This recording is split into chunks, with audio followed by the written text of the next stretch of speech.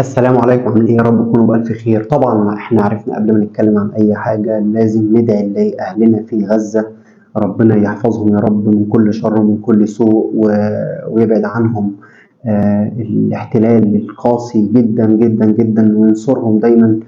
وكده كده احنا عارفين يا جماعة ان نهاية العالم أصلها ان العرب كله والمسلمين كلهم هيتحدوا مع بعض بإذن الله، ويبقى في حرب شاملة كبيرة جدا جدا وينتصر فيها المسلمين بإذن الله.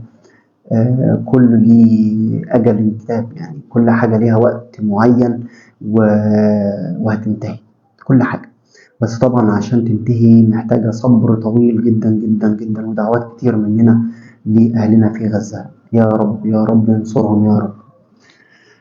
هنتكلم النهاردة على داء الملوك او النقرس. طبعا احنا قبل ما نتكلم عن العلاج بتاعه اللي احنا بنجيب فيه الخلاصه، هنقول يعني ايه اصلا النقرس ده، يعني ايه؟ طب هل النقرس ده بيجي لناس معينه بس ولا بيجي لكل الناس؟ طب لو انا عملت حاجه معينه هيجي لي نقرس ولا ايه؟ كل الاستفسارات دي ان شاء الله نتكلم دلوقتي عنها. لازم نعرف يعني ايه نقرس. نقرس ده عباره يا جماعه عن زياده في اليوريك اسيد او حمض اليوريك في الدم، بيجي في صابع الرجل الكبير وبيجي في الودن من هنا كده اكتر. تمام. ولو في زياده اكتر من اليوريك اسيد او حمض اليوريك بتلاقيه نزل معايا في البول نتيجه لترسبه في الكليه بكميه كبيره. تمام. ده لحد دلوقتي كده احنا تمام، احنا كده عرفنا ان ايه؟ ان الزياده دي بتكون في المفاصل بتعمل لي مشكله، وخصوصا في صابع الرجل الكبير او في الودن. والزياده الكبيره بتروح فين؟ بيروح عندي في الكليه. طيب، والدم هو معدي لما بيلاقي يوريك اسيد موجود فيلاقي حاجه غريبه. ما هو الجسم ده غريب، ما هو اليوريك اسيد ده غريب عن الدم، فيعمل ايه؟ فينده بسرعه على المناعه، الحق بسرعه في هنا حاجه غريبه تعالي هاجميها. فالمناعه لما تبدا تطلع الماكروفاج ان هو يهاجم، فيروح يهاجم لي المفاصل. هو اليوريك اسيد مش هيحصل له حاجه، المشكله في المفاصل نفسها هي اللي هتاثر. المناعه هتهاجم المفاصل وبالتالي بتسبب لي الم شديد جدا جدا جدا بسبب النقرس. تلاقي يقول لك مش قادر فعلا بسبب النقرس، دي حقيقه. عشان كده من ضمن العلاجات طالما انا مش قادر دي يبقى لازم اخد معاها ايه؟ مسكنات. بس طبعا لما نيجي نتكلم في العلاج. طيب مين اللي بيجي لهم ده بقى؟ نقول مين اللي بيجي لهم ده؟ اللي بيجي لهم ده يا باشا الناس اللي بياكلوا لحوم كتير، عشان كده اسمه ايه؟ داء ملوك. ملك بياكل لحوم كتير جدا. فالناس اللي بتاكل لحوم حمراء كتير، الناس اللي بتشرب كحولات وخمور، الناس اللي بتشرب مشروبات غازيه بتحتوي على سكر الفركتوز، وكذلك السمنه. ديت الحاجات الاساسيه اللي ممكن تسبب لي ايه؟ النقرس. تمام؟ لحد دلوقتي احنا تمام. قبل ما نخش في العلاج هنتكلم على معادلة كده خفيفة بتحصل داخل الجسم. في حاجة في جسمي اسمها الهايبوزنسين، بيتحول إلى زنسين، والزنسين ده بيتحول إلى يوريك أسيد اللي هو عامل لي المشكلة الكبيرة دي. دي عملية أو معادلة بتحصل داخل الجسم عندي، وبالتالي أنا لازم أكون عارفها كويس إن دي بيتحول لده بواسطة إيه؟ إنزيم اسمه زنسين أوكسيديز.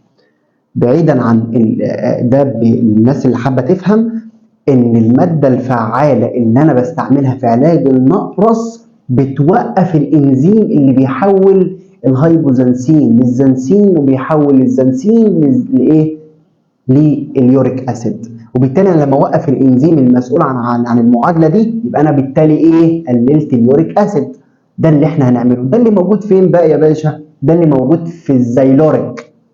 في نوع اسمه زيلوريك في الصيدليه تركيزه 100 و300، وفي نوع زيه اسمه نويوريك، وفي طبعا فيبيوريك، وفي غيرهم كتير. بس العلاج الاساسي اللي كله تقريبا بياخده اللي هي العلبه الزرقاء ديت اللي هي الزيلوريك 100 و300. دي مهمه جدا جدا جدا في علاج اساسي اساسي اساسي للنقرس، مهم جدا. طيب تاني حاجه ايه؟ الاملاح دي احنا عايزين لها حاجه كده يا دكتور، عايزين لها حاجه. فاحنا ممكن نستعمل فوار كويس اسمه يوروسولفين ده هيبقى فيه مسكن وهيقلل اليوريك اسيد نفسه. استعماله برضه ممكن استعمله 3 مرات في اليوم قبل الاكل برضه نص ساعه. تمام. ده برضه علاج تاني. طبعا احنا قلنا في الم شديد جدا نتيجه ان الدم ان المناعه بتهاجم المفاصل، ففي الم شديد هستعمل برضه مسكنات. لازم استعمل مسكنات في حاله الم شديد يا جماعه. احنا عرفنا مسكنات برضه في انواع كتير من المسكنات. انا بحب ادي الكتافلام، وفي نفس الوقت هو تاثيره قوي جدا عشان بيبقى فيه الالم حار جدا. انت ممكن تستعمل اي مسكن، بس احنا اتفقنا اي مسكنات بتستعمل امتى؟ بعد الاكل. بعد الاكل، علشان اي مسكن قبل الاكل بيأثر على المعده، بيتعب المعده جدا. يبقى انا اخد المسكن امتى؟ بعد الاكل.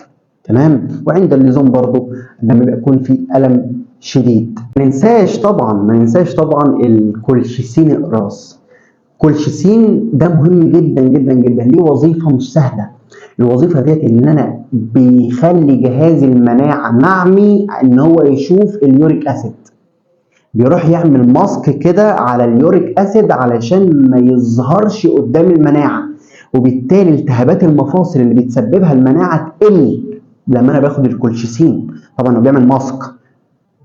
ده مهم جدا جدا جدا العلاج ده برضه. يبقى احنا كده اتفقنا، احنا هنتكلم عن ان ناخد زي لوريك، هناخد كولشيسين، هناخد فوار زي اليوروسولفين، هناخد مسكن، ونعمل كمادات ميه ساقعه. ميه ساقعه ليه؟ عشان يقلل البلاد سبلاي. الميه الساقعه دي يا جماعه بتقلل وصول الدم في المنطقه دي. يبقى انا هعمل كمادات ميه ايه؟ ساقعه، علشان تقلل وصول الدم في المنطقه دي، لان وصول الدم في المنطقه ديت بيكتشف ان في هنا يوريك اسيد، وبالتالي بيخلي المناعه تهاجمه. تمام. احنا كده تقريبا فاضل لنا ان احنا نشرب سوائل كتير جدا جدا جدا جدا جدا، علشان طبعا بيساعد في تقليل اي املاح موجوده عندي. تمام. اتمنى ان انا اكون فدت حضراتكم في الفيديو البسيط ده. ده العلاج النهائي باذن الله للنقرس، مع طبعا تقليل المشروبات الغازيه، مع تقليل اللحوم، مع كل الحاجات ديت اساسيه ان انا اقللها، اقلل السبب الاساسي اللي هو مسبب لي المشكله. ده اول علاج، اول خطوه في العلاج طبعا. لو في اي حاجه عندك حابب تعرفها يا ريت تبلغني، ويا ريت تتكلم في الكومنتات وتقول اللي انت عايزه، انا تحت امرك. يعني لو في اي حاجه حابب تكلمها لي برايفت، كلمني في اي وقت، انا مع حضراتكم في اي وقت على طول. واتمنى اكون فدتكم، وما تنساناش بشير من عندك، ويا ريت تفيد اي حد عنده نقرس بان هو يشوف الفيديو زي ده. ويا رب اكون بنساعد حضراتكم في اي حاجه في الصيدليه. تمام. شكرا جدا لحضراتكم. معكم دكتور محمد بنداري. السلام عليكم.